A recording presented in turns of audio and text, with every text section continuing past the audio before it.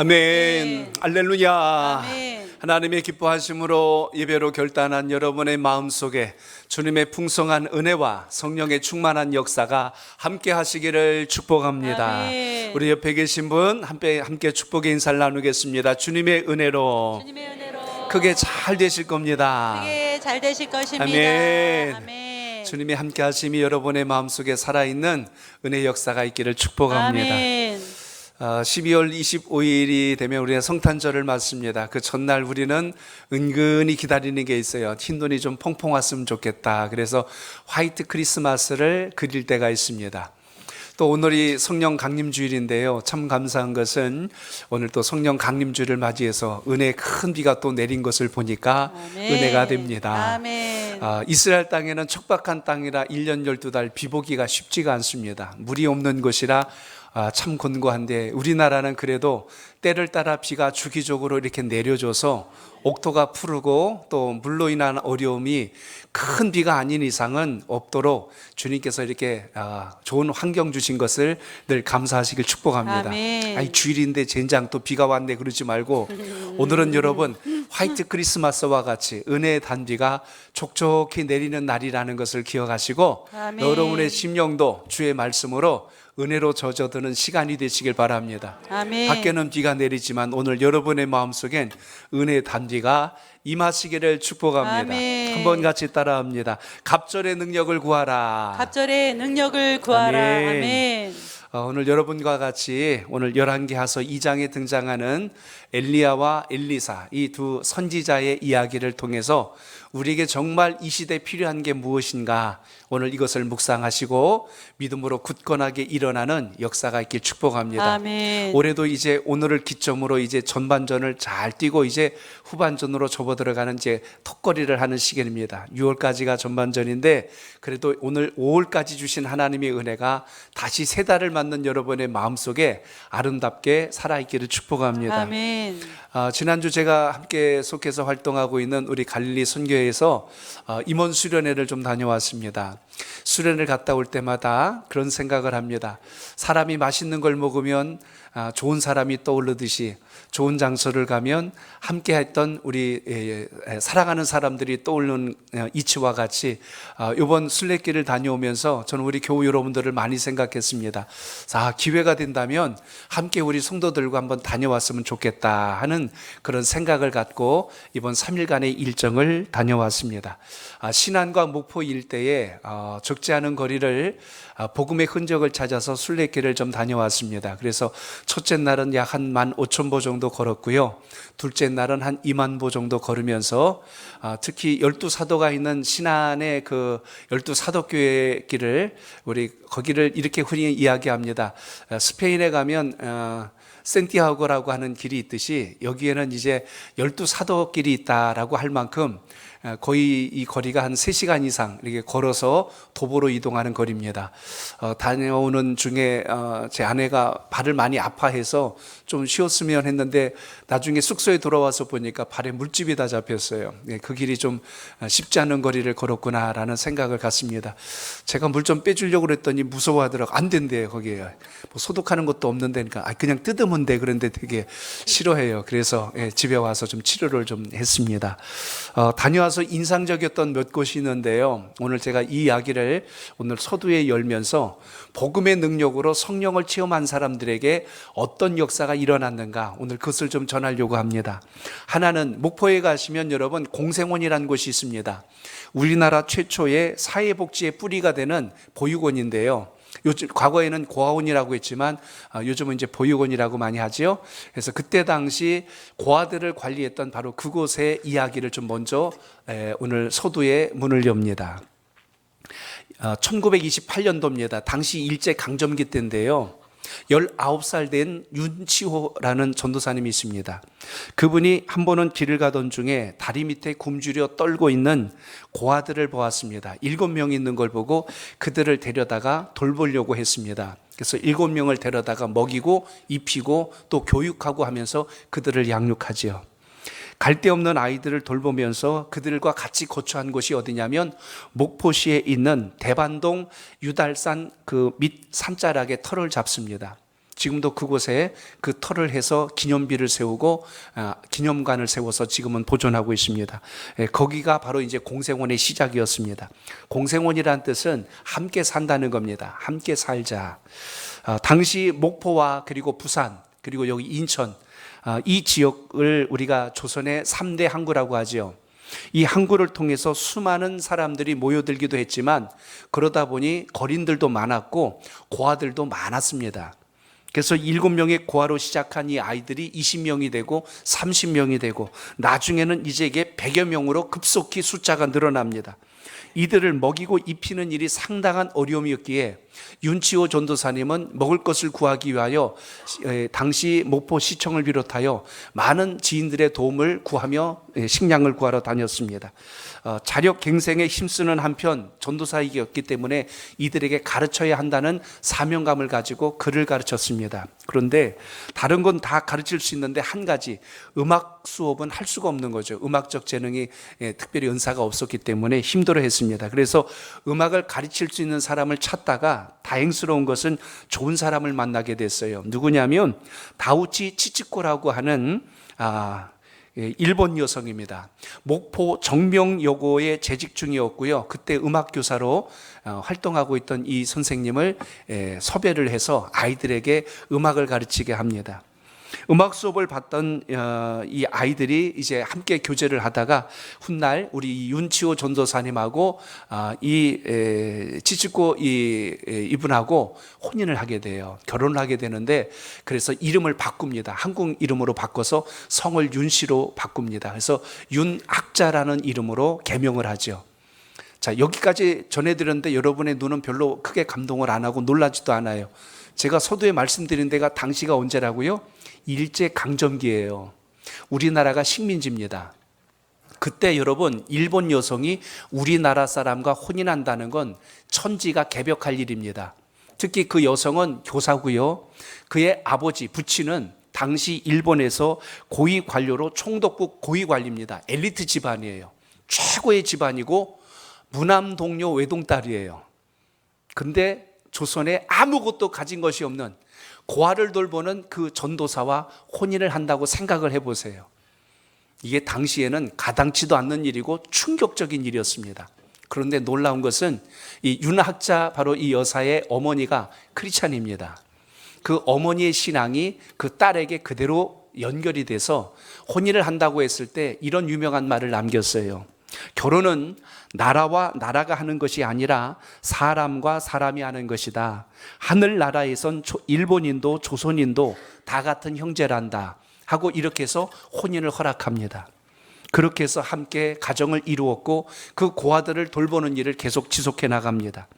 그때가 1938년 이제 7년여 시간이 흐르면 해방의 시간이 올 시점쯤까지 그 일이 계속 지속되고 있었을 때 당시 그 윤치호 전사가 그 아이들의 먹을 것을 구하기 위하여 이 숫자가 기하급수적으로 늘어서 나중에는 300명이 넘는 거예요. 그러니까 여러분 먹을 게 얼마나 어렵겠습니까? 그래서 목포시청에 식량을 구하러 갔다가 그만 행방불명이 돼버렸어요. 어떻게 됐는지 알 수가 없는 상황이 돼버렸습니다. 이 상황쯤 되자 이제 남은 아이들을 돌볼 책임이 이 윤학자 여사 이분이 다 돌봐야 되는 겁니다. 그렇게 해서 그 남은 그 식구들을 돌보고 관리하며 그들을 가르치고 입히고 교육하는 일에 혼신을 기울이죠. 그렇게 해서 마침내 그 아이들을 좋은 이 땅에 좋은 인재들로 세우는 일에 최선을 다하게 됩니다. 그리고 이제 시간이 점점 흘러서 1945년 해방의 시점이 되었을 즈음 이제 일본인들은 다 다시 일본으로 돌아가죠. 그냥 남아있다가는 무슨 봉변을 당할지 몰라서 다 떠나는데요. 그때 이 윤학자 여사는 떠날 수가 없는 겁니다. 아이들을 돌봐야 되지 않습니까? 그래서 끝까지 남았는데요. 나중에 이제 이 조선 우리 이 땅에 사는 우리 국민들이 일본인이라면 치를 떨입니다. 그래서 일본 사람만 찾으면 다 죽이려고 그랬죠. 그때 이 고아들이 이 그때 윤학자 여사의 돌봄을 받았던 이 많은 어린이들 그리고 학생들이 끝까지 지켜냅니다. 우리를 위해서 큰 일을 하신 분입니다. 우리 생명을 보존하려고 애썼던 분이고 돌본 분입니다 하고 끝까지 지켜줘서 그때 해코지를 당하지 않았죠. 또 바로 이어서 6.25 사변이 터졌을 때도 마찬가지입니다. 6.25 사변이 터졌을 때 이 공산당들이 제일 먼저 죽인 사람이 목사입니다. 두 번째 공무원, 세 번째 경찰, 이들을 모두 학살하고 죽였을 때 그때 이 윤학자 여사도 그때 희생이 될 뻔했습니다. 그때도 역시 목포 시민들이 결사적으로 이 여사를 지켜주었습니다. 우리를 위하는 분이니 해하면 안 됩니다 하고 끝까지 지켜주어서 생명을 보존받지요.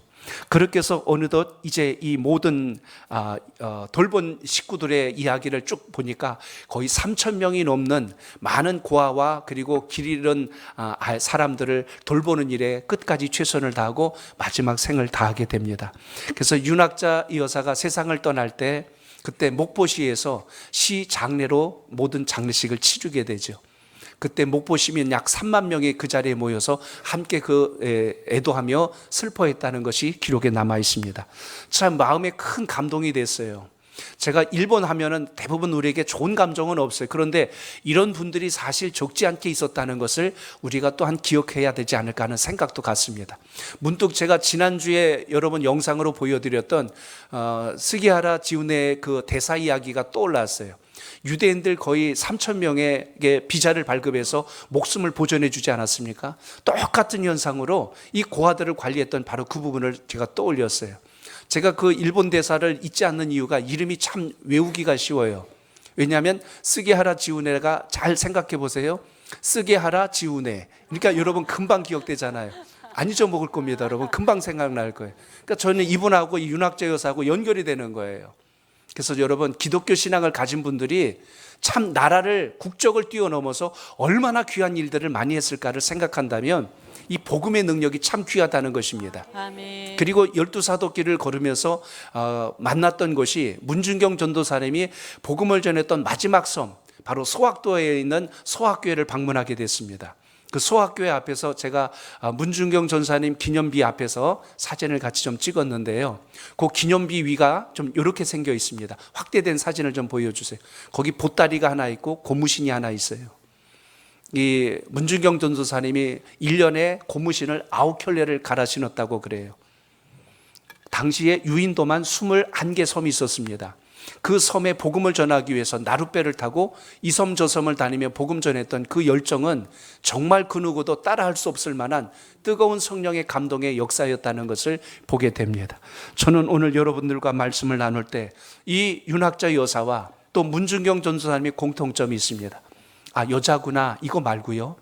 두 분에게 공통점이 뭐냐면 이들에게 성령의 감동이 있었다는 겁니다. 아멘. 하나님의 은혜가 있었다는 겁니다. 아멘. 그러면 누구도 상상할 수 없는 엄청난 그 일을 능히 감당할 수 있음을 잊지 않길 바랍니다. 아멘. 우리나라 전국 지도를 펴놓고 제일 교회가 많은 곳이 어딘지 아십니까? 신안입니다.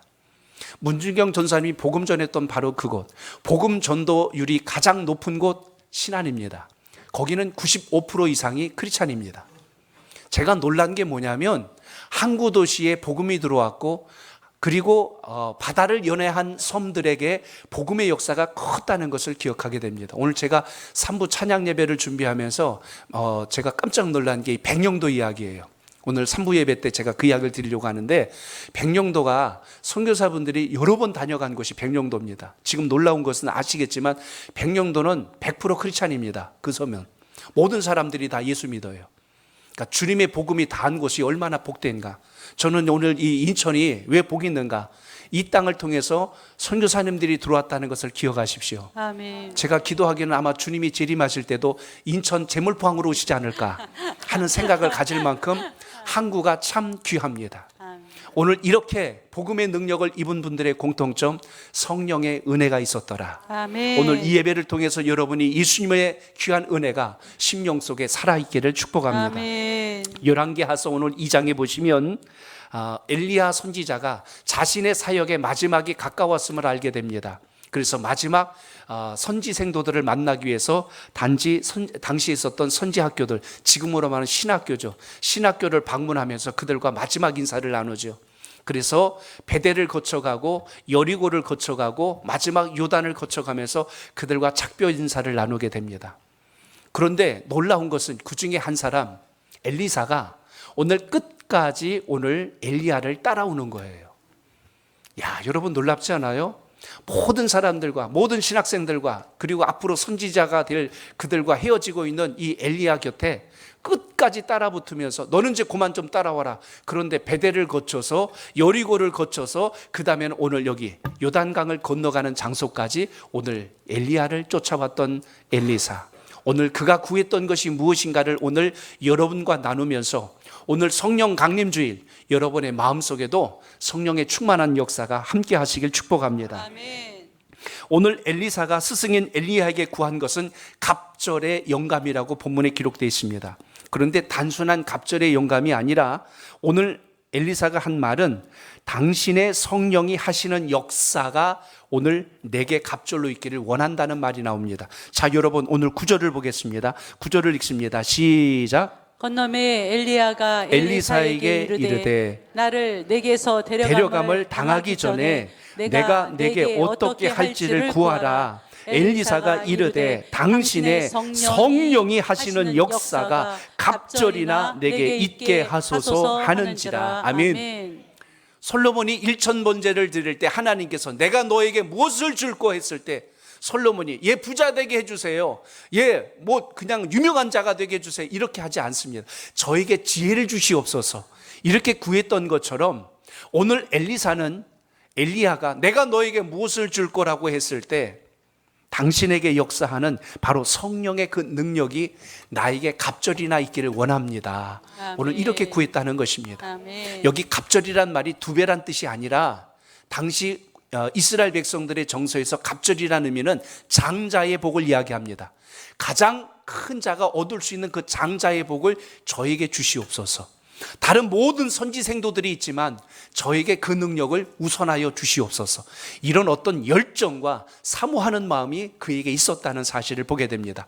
오늘 예배를 드릴 때 주님, 저에게 오늘 주님의 갑절의 능력, 성령의 은혜가 장자의 복으로 저에게 임하게 하옵소서. 아멘. 이런 사모하는 마음으로 예배를 꼭 드릴 수 있길 바랍니다. 아멘. 그냥 왔다가 자리 대피다가 그냥 가는 사람 되지 말고 이 시간 은혜 받을 사람이 바로 접니다. 이 시간 주의 능력을 입을 사람이 바로 접니다. 아멘. 이런 사모하는 마음이 여러분 속에 있기를 축복합니다. 아멘. 그렇기 때문에 오늘 본문에서 우리가 기억할 수 있는 것은 하나님의 나라와 영광을 위해서 쓰임받은 인물들의 공통점, 그들에게 성령의 충만함이 함께했다는 것입니다. 아멘. 그러므로 오늘 엘리야가 지금 그의 뒤를 이어서 사역해야 될 엘리사에게 주었던 이 능력은 엘리야가 가진 능력이 아니고 하나님이 엘리사에게 부어주었던 능력이라는 사실을 기억한다면 여러분의 기도와 간구 속에도 이 은혜가 살아있기를 축복합니다. 아멘. 갑절의 능력을 구했다는 것은 앞으로 그 시대를 살아나가야 될 엘리사에게 더 큰 일들이 많다는 것을 우리가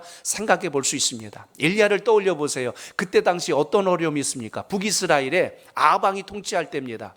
그런데 바알을 섬기고 아세라를 섬기는 아주 불의한 나라예요. 하나님을 섬기지 않는 그 땅에 하나님이 진노하셔서 엘리야를 불러서 말씀합니다. 이 땅에 내가 3년 6개월 동안 비가 오지 않게 하리라고 가서 전해라. 3년 6개월 동안 북이스라엘 땅에 비 한 방울 안 내렸어요. 흉년, 가뭄 말할 것도 없이 척박한 땅이 됐죠. 그런데 3년 6개월이 지난 후에 엘리야에게 하나님이 하신 말씀이 무엇입니까? 이제 이 땅에 다시 비가 올 것을 아하방에게 가서 전하라.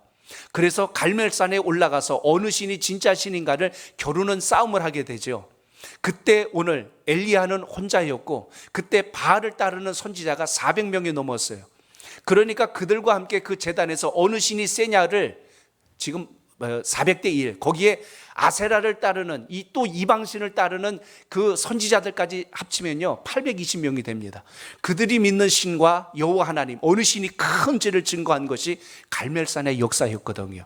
이걸 생각한다면 여러분, 엘리야가 하나님의 영으로 얼마나 충만하게 쓰임받았는가를 우리는 알 수가 있는 것입니다. 그런데 지금 엘리사는 그 능력보다 더 큰 것을 지금 감당할 수 있는 힘을 달라는 거예요. 그렇게 감당할 수 있는 능력을 저에게 주십시오.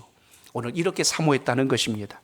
이 말씀을 통해서 우리가 한 가지 중요한 사실을 깨달을 수 있는 게 있습니다.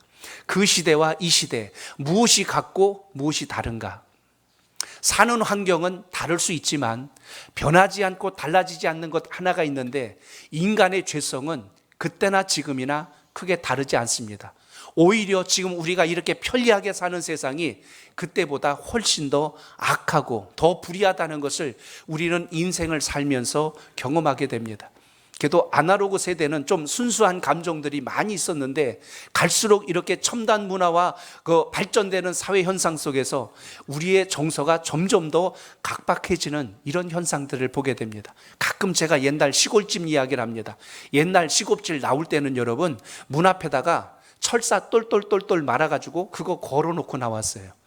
그게 자물쇠입니다. 여러분 생각하기에 요즘 애들 보고 그거 자물쇠라고 그러면 웃을 거예요. 아니 그거 돌려 빼면 아무나 들어가는 집인데, 심지어 문 다 열어놓고 우리 집에 뭐 좀 갖다 해주라고 그러면 집 열어놓고 그렇게 살던 시대입니다. 그런데 시대가 점점 달라졌잖아요.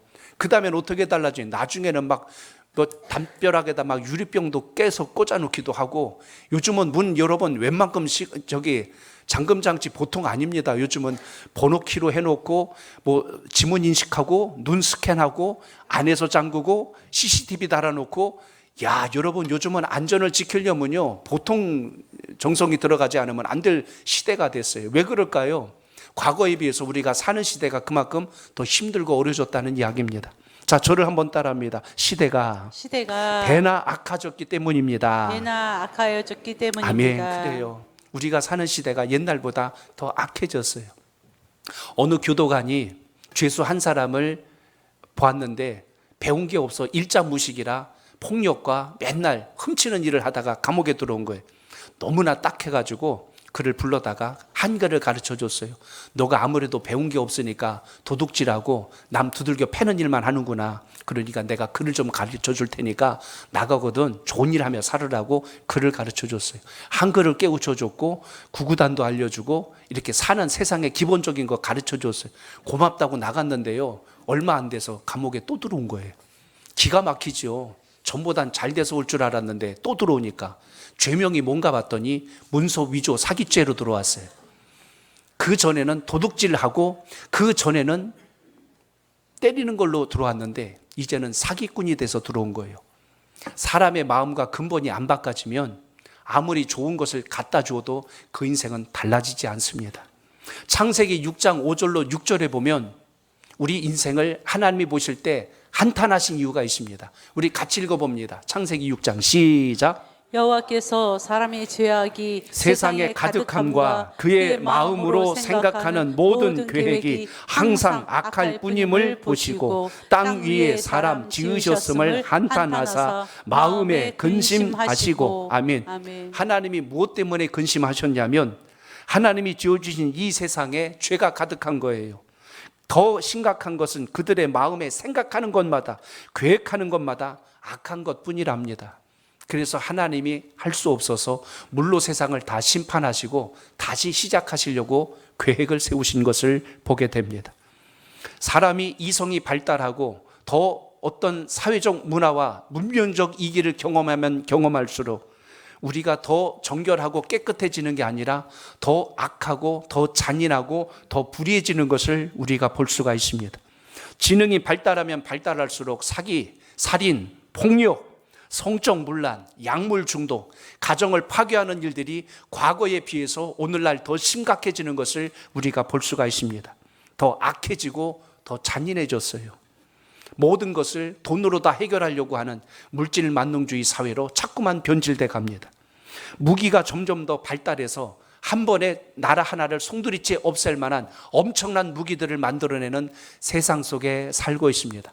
평화를 지키기 위해서 핵무기가 있어야 한다고 말하는 게 참 앞뒤가 맞지 않는 이런 논리 속에 살아가고 있다는 것입니다.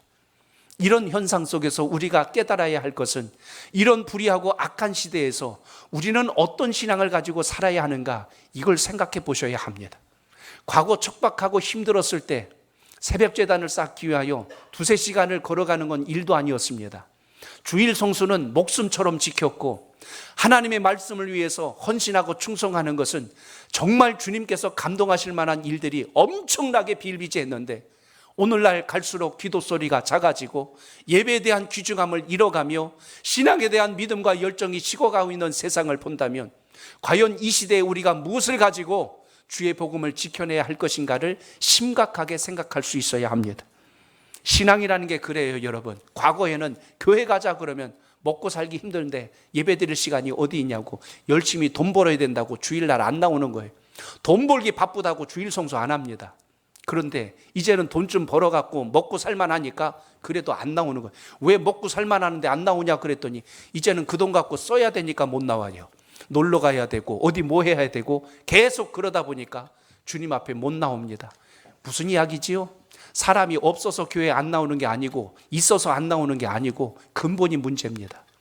하나님 앞에 우리의 중심이 세워지지 않으면 있어도 없어도 주님 앞에 못 돌아옵니다. 오늘 여러분, 하나님 주신 복음의 능력이 이 세상을 바꾸고 하나님의 영광을 이룬다는 것을 오늘 기억하시길 바랍니다. 아멘. 그래서 여기에 한술 더 떠서 이단과 사이비 종파가 극성을 부리는 이 세대 속에 우리가 살고 있지 않습니까? 신천지를 비롯하여 하나님의 교회, 여호와의 증인, 통일고 말할 것도 없이 전도관, 기타 이런 사이비 수많은 종파들이 기독교를 빙자하여서 요즘은 4대 일간지 전면 광고까지 때리면서 그들의 집회를 자랑합니다. 도대체 이게 어떻게 돌아가는 세상인지 심각할 정도예요. 과거에는 쉬쉬하며 숨어서 그들이 포교 활동을 했던 자들이 이제는 떳떳하게 대놓고서 이야기합니다. 이럴 때 교회는 무엇을 하고 있었는가?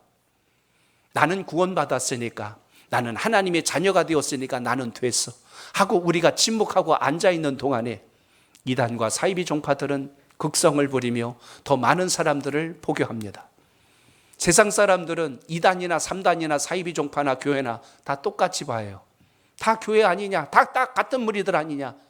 이런 사회 속에서 건강한 신앙과 바른 믿음을 전해야 될 사명이 오늘 이 예배를 드리는 저와 여러분에게 있다는 사실을 잊지 않길 바랍니다. 아멘. 엊그제 국민일보 자료를 봤습니다. 한국교회가 2단으로 규정한 이 신천지가 지난해 해외 포교 활동 그 현황 발표를 자료를 인용해서 보고했는데요. 몽골에 여러분 신천지 신도가 3,151명이라고 발표했어요. 몽골의 지금 국민의 숫자가 몽골 인구가 350만 명입니다. 그 중에 지금 3,000명이 넘게 지금 신천지에 넘어가 있다는 이야기예요.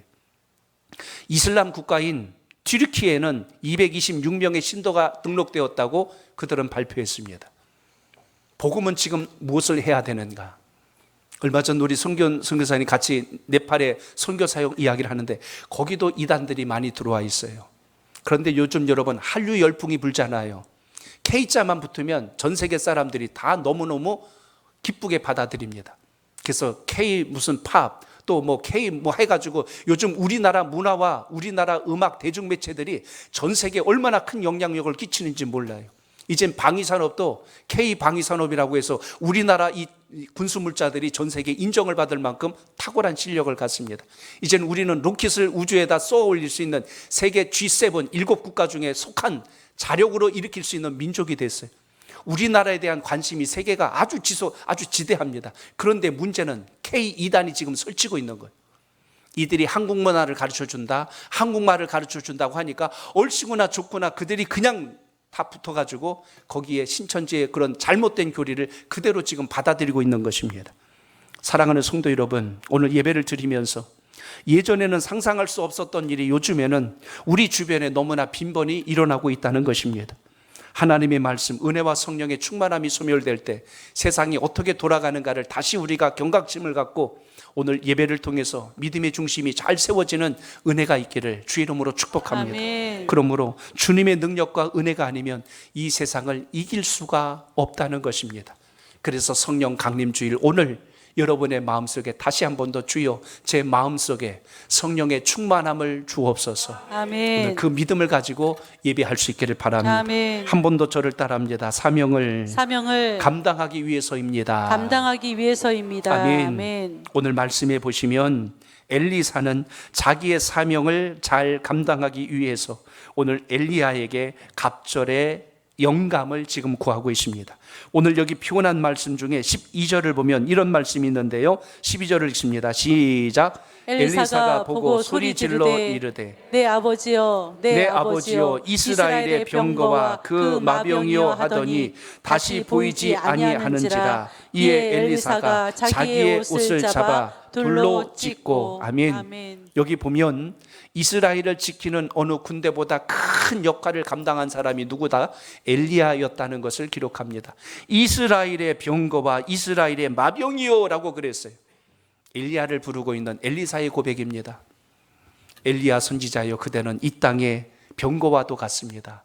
마병과도 같습니다 하고 이렇게 고백할 정도로 그의 역할이 컸다는 이야기죠. 윤학자 여사 한 사람이 그리스도의 마음을 가지고 어린 생명들을, 고아들을 돌봤을 때 3,000명이 넘는 많은 아이들의 생명이 지금 이 땅에서 존귀한 일들을 하며 성장했던 것처럼 오늘 여러분의 신앙 믿음 하나가 이 세상을 어떻게 바꿔갈지 주님 손에 있음을 잊지 않길 바랍니다. 아멘. 문중경 전사님 한 분이 신안에 있는 모든 섬들을 돌면서 복음을 전했을 때 그것이 전국에서 복음화율이 가장 높은 곳으로, 교회가 가장 많이 세워진 곳으로, 그리고 지금도 복음의 흔적이 가장 많이 묻어있는 곳으로 우리에게 남겨있듯이 오늘 여러분의 신앙과 믿음으로 인하여 여러분의 가정이, 여러분의 가문이, 또 여러분의 자녀들이 믿음의 계보를 잇는 역사가 있기를 주의 이름으로 축복합니다. 아멘. 복음의 능력이 이렇게 귀합니다. 교회학교 교사분들이 있습니다. 우리 주일학교 아이들, 학생들, 이들에게 복음을 전하고 말씀을 전할 때 그들이 이 세상을 무엇을 가지고 살아갈까? 하나님이 주신 이 성령의 능력이 함께 한다면 사람이 생각한 한계를 넘어서 위대한 일들을 감당한 훌륭한 인물들이 될 줄로 믿습니다. 아멘. 그렇기 때문에 복음의 능력이 바로 그것입니다.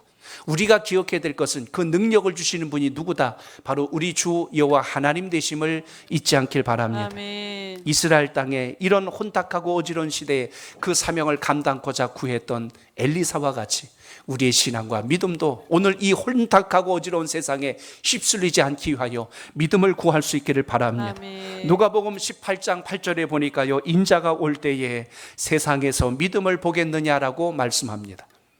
주님이 다시 오실 때에 이 세상에서 믿음을 보겠느냐? 갈수록 믿음 있는 자들이 사라지고 있다는 뜻입니다. 그 사라지는 사람 중에 여러분이 속하지 않기를 축복합니다. 오늘 예배를 통해서 다시 한 번 더 주님 제 마음속에 성령의 충만함, 은혜 충만함으로 하나님의 기쁘신 뜻을 잘 감당케 하옵소서. 여러분, 예수 잘 믿는다는 게 예수 믿고 부자 되고 예수 믿고 내 자식 잘 되고 예수 믿고 내가 출세하고 성공하는 게 잘 믿는 것이 아니라 주님을 믿었기에 여러분 때문에 이 땅에 하나님의 영광이 나타날 수 있는 은혜가 있길 축복합니다. 우리가 구하는 일반적인 것은 세상 사람들도 구하는 거예요. 그거 하려고 우리가 예수님 믿는 거 아닙니다. 주님 믿었기 때문에 그 믿은 것으로 인하여 이 땅의 불의함과 거짓과 악함이 사라지고 주의 영광이 임할 수 있도록 우리가 쓰임받고 있음에 대한 감사의 고백이 함께 하시길 바랍니다. 아멘. 오늘 일부 예배 때도 제가 그런 이야기를 했어요. 저녁에 아빠가 퇴근할 때 치킨 한 마리, 또 뭐 피자 한 판 들고 들어와.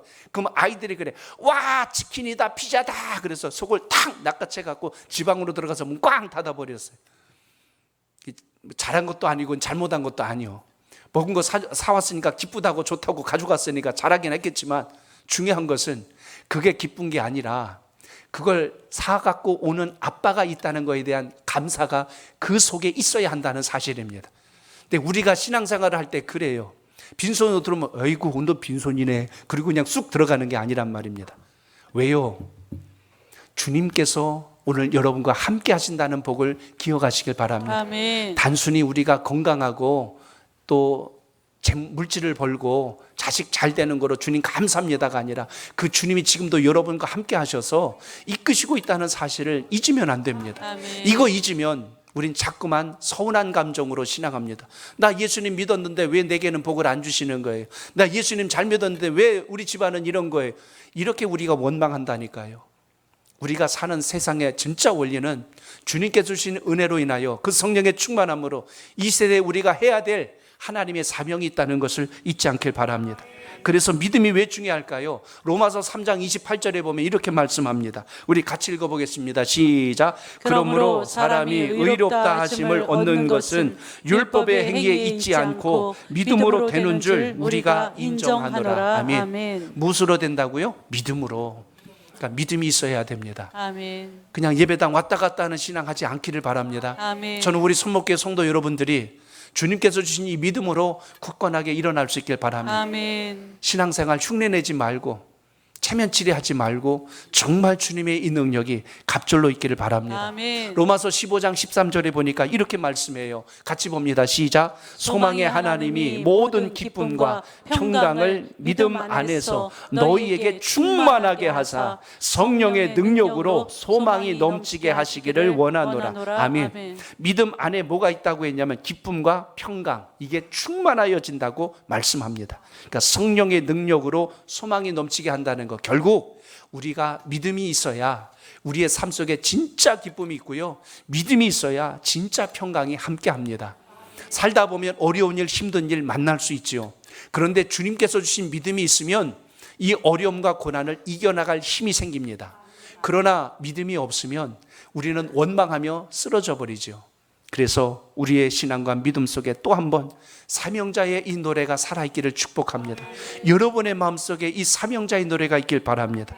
여러분, 복음성가 중에 두 손 들고란 찬양이 있는데요, 여기에 후렴을, 가사를 잘 생각하면서 우리 한번 주님께 영광을 올려봅니다. 나 주님만을 섬기리, 나 주님만을 섬기리, 헛된 마음 버리고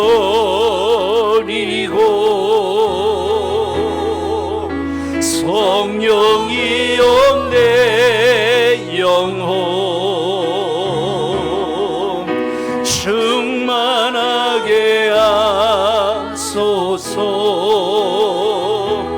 주님 앞에 내 생명 드리리라. 아멘. 주님을 찬양하며 주님을 기뻐하며 믿음의 자리에 서시길 바랍니다. 우리가 왜 성령이 필요할까요? 오늘 엘리사를 보면서 우리는 또 한 가지 답을 얻습니다. 저를 따라합니다. 연약함과 무력함을 극복하기 위해서입니다. 극복하기 위해서입니다. 엘리사는 자신의 약함을 알았습니다. 자신의 무력함을 알았죠. 그래서 내가 선지생도로서, 선지자로서 주님의 일을 감당하려면 저에게, 엘리사 선지자요, 그대에게 있었던 성령의 역사가 저에게도 있어야 되겠습니다. 이런 사모하는 간절함이 그의 마음속에 있었다는 것입니다. 아멘. 예수님을 믿고 누구는 복받았대, 누구는 잘됐대, 언제까지 부러워하며 신앙하시겠습니까?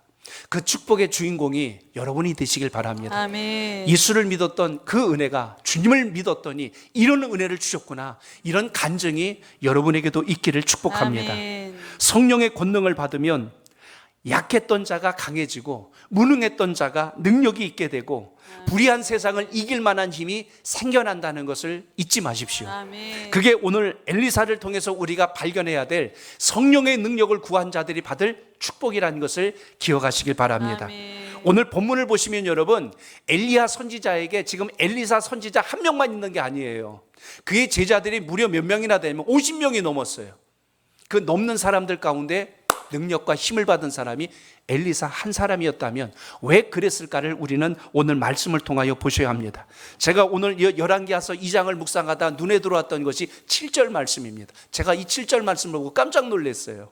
자, 여러분 7절 다시 읽어봅니다. 7절 시작. 선지자의 제자 50명이 가서 멀리 서서 바라보매 그 두 사람이 요단가에 서 있더니. 아멘. 지금 무슨 이야기 한다고 했죠? 엘리야 선지자가 자신의 사역의 마지막이 왔다는 걸 알고 선지 학교를 방문하면서 그들과 작별 인사를 나누고 있는 거예요. 베델에 있는 선지 생도들이 있는 곳에 가서 작별했고, 이제 여리고를 거치고 요단까지 거치는 동안 여기 보니까 7절에 뭐라고 얘기했냐면 선지자의 제자 50명이 가서 멀리 서서 바라봤다는 거예요. 뭘 봤다는 이야기입니까? 엘리야하고 엘리사하고 같이 있는 걸 멀리서 본 거예요. 여러분, 신앙의 축복에 구경꾼이 되지 않기를 바랍니다. 아멘. 주인공이 되십시오. 아멘. 멀리 서가지고 다른 사람 복 받는 거 구경하는 그 50명 속에 들어가 있지 말고 엘리야 곁에 함께 하여서 아멘. 그 축복과 능력을 거머쥘 수 있는 그 인생이 여러분 되시길 바랍니다. 아멘. 똑같이 같은 자리에서 예배를 드리는데 주님의 말씀과 은혜를 따라 결단하고 변화를 받는 사람이 있는가 하면 오늘도 그냥 구경하고 그냥 앉아있다가 가버린다면 그게 어찌 주의 능력과 역사가 그 안에서 일어날 수 있겠습니까? 그렇기 때문에 오늘 본문에서 우리가 볼 수 있는 것, 구경꾼 신앙은 안 된다는 거예요. 50명이 아니라 500명이 돼도 멀리 서서 바라만 보고 있으면 이들에게는 아무 역사가 일어나지 않습니다. 그런데 끝까지 따라붙었잖아요. 너희들은 그만 따라오라 그랬더니 베델에 있던 선지생도들이 네 그러고 거기 서 있는 거예요. 여리고까지 왔을 때도 너희들도 여기 그만 있어라 그러니까 네 그러고 서 있는 거예요. 근데 끝까지 누가 따라붙어요? 엘리사가 따라붙는 거예요. 너 그만 좀 따라와. 아닙니다. 저 같이 갈 겁니다. 끝까지. 야, 더 이상은 너 안 된다. 내가 어떻게 해주면 되겠니? 엘리야 선지자요, 함께 했던 바로 그 능력, 성령의 능력을 저에게 주십시오. 야, 여러분, 이것이 얼마나 우리 신앙의 귀한가를 여러분 기억하시길 바랍니다. 신앙의 열정, 신앙의 열정. 저는 여기서 이 열정이라는 걸 발견했어요. 오늘 여러분의 믿음 속에도 이 은혜가 있길 바랍니다. 아멘. 어떻게 갑절의 영감을 받아서 성령 충만한 삶을 살 수 있을까? 어떻게 하면 엘리사와 같이 쓰임받는 인생이 되올 수 있었을까? 오늘 말씀 속에 보면 세 가지 비밀이 있는데 그 첫째는 바로 성령을 사모하는 열정이 있어야 한다는 것입니다. 여러분에게도 그 은혜가 있길 바랍니다. 은혜 받는 분들의 공통점이 뭔지 아세요? 열정이 있다는 거예요. 아멘. 사람이 물건을 팔 때도 열정 있는 사람의 물건을 사주고 싶고요, 누군가 뭘 구해도 간절히 구하는 사람에게 주고 싶은 거예요. 그게 사람들의 마음을 움직이는 감정의 모습입니다. 하물며 우리가 이 세상을 살아갈 때 여러분에게 바로 이런 오늘 성령의 불길, 오늘 성령의 불에 대해서 찬송도 해주셨는데 오늘 여러분의 마음속에 이런 뜨거운 불길을 다시 일으켜낼 수 있기를 바랍니다. 아멘. 주님, 저에게 엘리사의 바로 엘리야의 그 열정을 저에게 주십시오. 그 신앙을 담게 하옵소서. 오늘 이런 은혜가 있기를 바랍니다. 그러니까 오늘 이번 한 주간 여러분 묵상할 것은 바로 이겁니다. 주님, 어쩌면 이렇게 엘리사에게 이런 열정이 있었습니까? 저에게도 그런 열정을 주셔서 주님의 큰 역사를 이루게 하옵소서. 윤학자 여사와 같이, 문준경 전도사와 같이 하나님의 나라를 위해서 저렇게 헌신할 수 있는 그 마음에 그 속에 뭐가 있었습니까? 뜨거운 열정이 살아있는 거예요. 오늘 이 마음이 오늘 우리의 마음속에 함께 할 수 있기를 바랍니다. 오늘 말씀을 보면 제가 그런 기도가 오늘 엘리사의 기도에서 발견하게 됩니다. 하나님, 저에게 성령의 갑절의 능력을 더하여 주옵소서. 저에게 그것이 없다면 제가 사명을 감당할 수 없겠나이다. 그러하오니 엘리야에게 임했던 그 능력을 저에게 허락하여 주옵소서. 아마도 이 기도가 오늘 엘리사의 간절한 기도가 아니었을까를 저는 생각해 봅니다. 목포 신안을 다니면서 제가 목포 중앙교회가 있었던 그 터를 봤습니다. 제가 사진 한 장을 좀 보여드릴게요. 저게 교회로 보이세요? 절로 보이세요? 절이라고 빨리 얘기해 주셔야 제가 얘기를 합니다. 절로 보이지 않습니까? 근데 저 앞에 있는 작은 탑 위에 과거에 십자가가 세워져 있었어요. 제가 이 말씀을 왜 드리냐면 목포에 최초로 지어졌던 일본식 불교 사찰, 불교절이 바로 저곳입니다. 저기에 본 이름은 동본원사 목포별원이라고 해서 우리말로 하면 그냥 무슨 사, 무슨 절이에요. 일본에서 우리나라에 목포에 들어와서 절을 하나 세운 겁니다. 그때 그 절의 절터였는데요, 1957년 그때부터 2007년도까지 목포 중앙교회 교우들이 모두 그 절을 삽니다. 이곳을 우리 예배당으로 씁시다.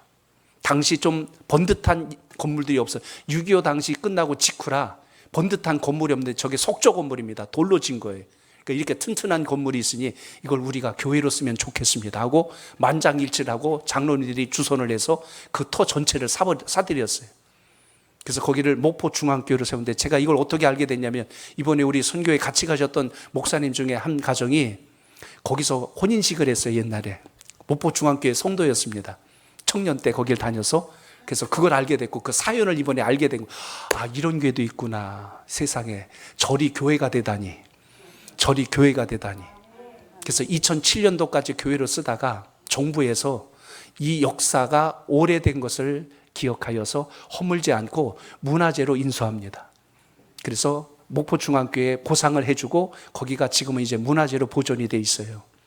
이번에 탐방을 하면서 보았는데 사진 아까 보셨으니까 아실 거고, 거기 서 있는 사람은 거기 교인이 아니고 제 집사람입니다. 오해하지 마시기 바랍니다. 그래서 오늘 본문에 보시면 제가 왜 이 말씀을 드리냐면 누가 쓰느냐에 따라서 그 목적과 용도가 달라지는구나. 누가 있느냐에 따라서 그곳이 거룩한 땅이 될 수도 있구나라는 것을 보게 됩니다. 저를 한번 따라합니다. 성령이 임하시는 장소에 있어야 합니다. 임하시는 장소에 있어야 합니다. 네. 엘리사는 엘리야 곁에 끝까지 따라붙었다가 갑절의 능력을 받습니다. 아멘. 50명의 다른 선지 생도들은 멀찍이 서서 구경하고 있다가 그거로 끝났어요.